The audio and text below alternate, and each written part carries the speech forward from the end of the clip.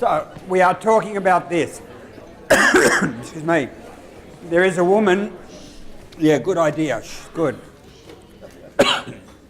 There's a woman called Christine Richmond. Anyone heard of her? Yep.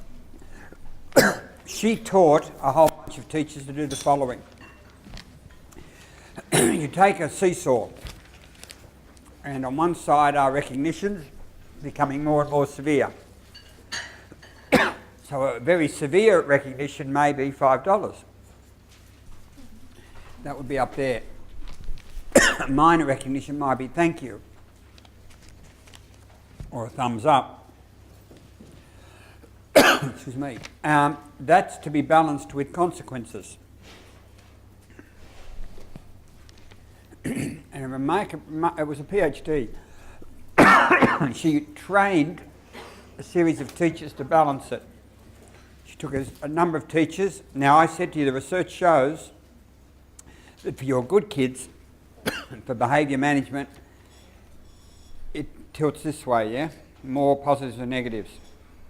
For your more challenging kids, it tilts that way. More negatives and positives. She trained the teachers to balance that with every kid. Think about that for a minute.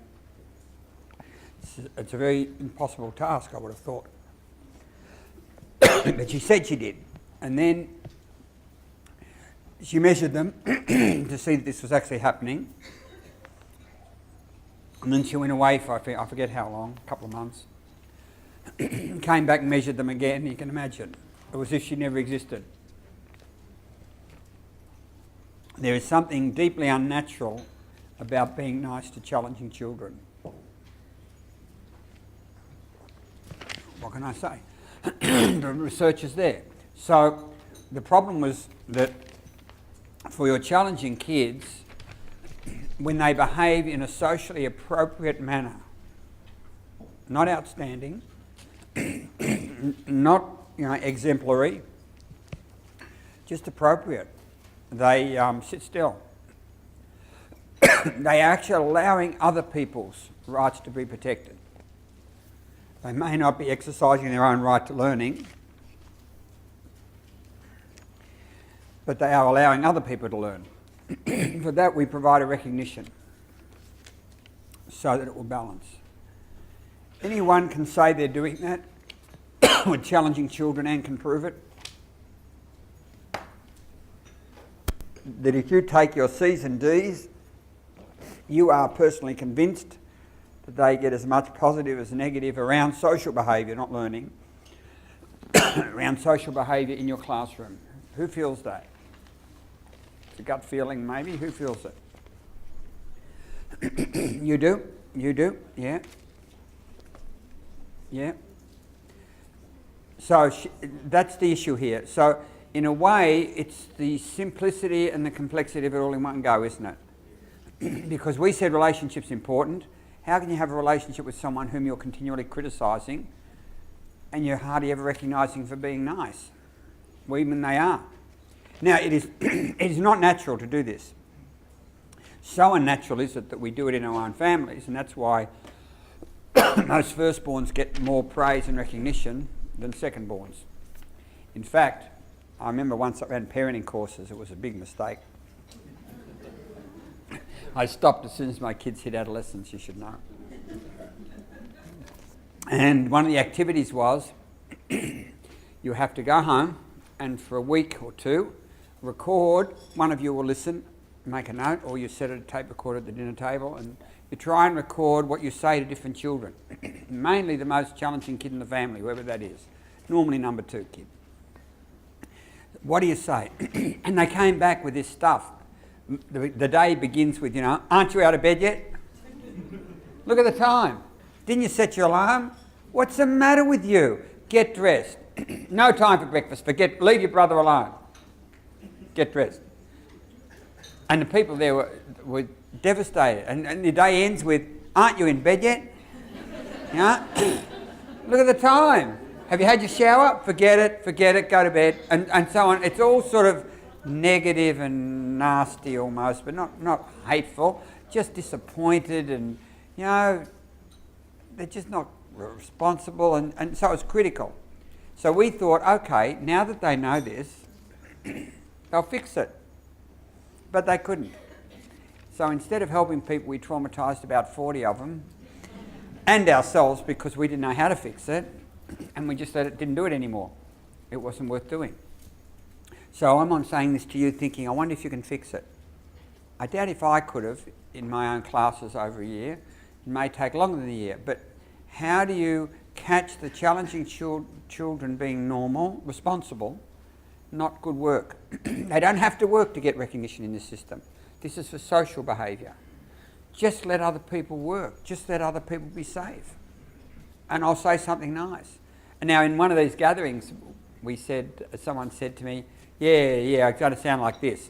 Nice breathing, Jason. You know? That's all I've got left. She was quite convinced the kid never did anything normal, you know. He was just a handful of trouble. And so, but that's the task. The task is to catch them being normal, to catch them being responsible, meaning respecting rights. Whether they respect them or not's irrelevant. Acting as if they do. Allowing people to sit without being touched. Allowing people to get on with the work without having it destroyed. You know, allowing teachers to talk to the group without distracting them. That sort of stuff. Now, this is going to be critical. So the first thing you'd have to think about is, and you're only doing it for effort, right? So for D's and C's, it's a huge effort to be normal. But you know, the A's and B's won't understand this. Well, they don't want to. They work on what's called a justice model. Christine Richmond talked about this a bit. It's very clever. They talked about a justice model. The kids come to you and they say, it's not fair. You know, this guy is really badly behaved, but when he just does one thing, you say something nice, and I am nice all day, and you only say maybe once. So it's not fair. And that's called a justice model. That's giving people what they deserve. He doesn't deserve to get as much as me because he's not as responsible as I am. And they're correct. And you have to acknowledge that and say, if I were using the justice model, this would be true. You don't say it like that. You'd say, you're right. You say you're right. Okay? But we're not using that model. What you're using what's called a social justice model. You're giving people what they need. Now, you don't need it because you know right from wrong. And that's fantastic. And it's good you don't need it. He, on the other hand, isn't there yet. And that's obvious to you. He needs it. So I give him what he needs and I give you what you need. And so it is fair. It's just a different kind of fair. And until they can understand that, you're going to have a struggle. So I've actually, I think I've got it here actually. Let's see.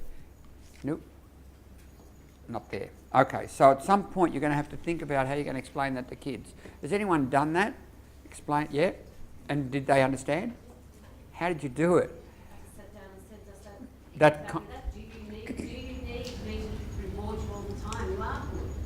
But it doesn't only come with that. It comes with when they walk in the door, hi, how are you bringing today? Thanks for doing that for me. Yeah. So you are actually, I'm actually rewarding them, but not in the, more in the conversational relationship way, rather than in that very explicit way. You were terrific today. You didn't interrupt and you contributed